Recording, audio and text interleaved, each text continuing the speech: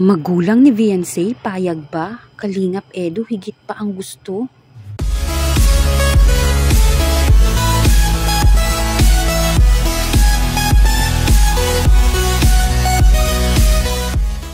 Ang magulang nga po ni Viancy nagsalita na tungkol sa kanila. Napag-usapan na nga po natin dati ang 11th monthsary nito ni Viancy at ni Kalingap Edu. Kitang-kita talaga natin ang kilig sa dalawa at ngayon nga madami silang plano. Tara, alamin natin.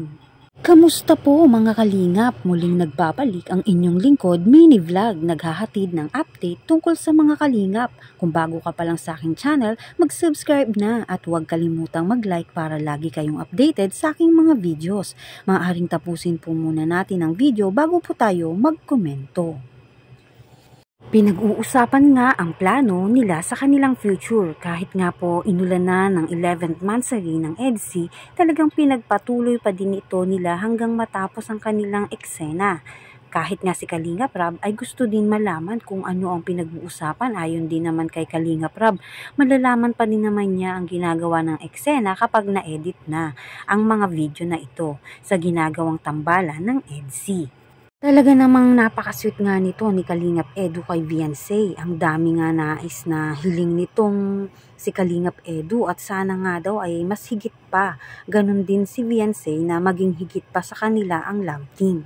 Ang wish nga nila ay sana nga daw ay tumagal pa ang kanilang tambalan o love team. Ngunit talagang nakikita natin na magtatagal dahil nga iba ang hangad nga nito ni Kalingap Edu kay Viancy. Ayon nga kay Kalingap Edu, mas higit pa doon ang gusto niya.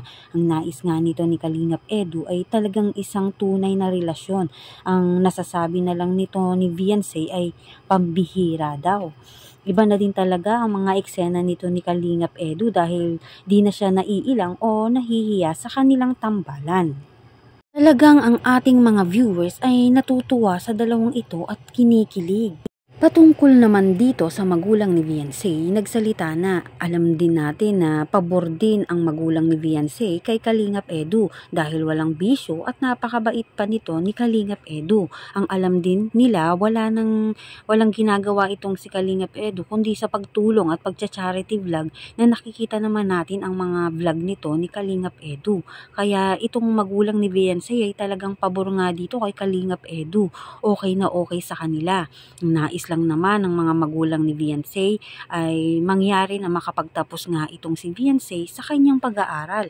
Alam naman natin na isa talaga yan sa mga pangarap ng mga magulang na makapagtapos ang mga anak niya. At yun nga po ang nais ng magulang ni Viancy, makatapos ito ng kanyang pag-aaral. Sa ganito nga pong tambalan ay maganda ang ginagawa at nakikita talaga natin kung ano ang kalagayan din ng buhay ng pamilya niya.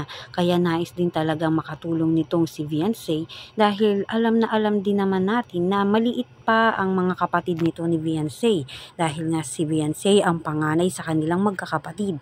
Kaya nais din talaga nito na makatulong sa kanyang mga magulang at matulungan din ang mga kapatid nito. Ngunit di naman tutol ang mga magulang nitong si Viancy kung ano ang desisyon nga nitong si Viancy patungkol sa kanilang love team at alam naman natin na bawat content nila ay proud ang mga magulang nitong si Viancy. Kayo, ano ang masasabi nyo? Kung nagustuhan nyo ang aking video, huwag kalimutang mag-like at mag-subscribe.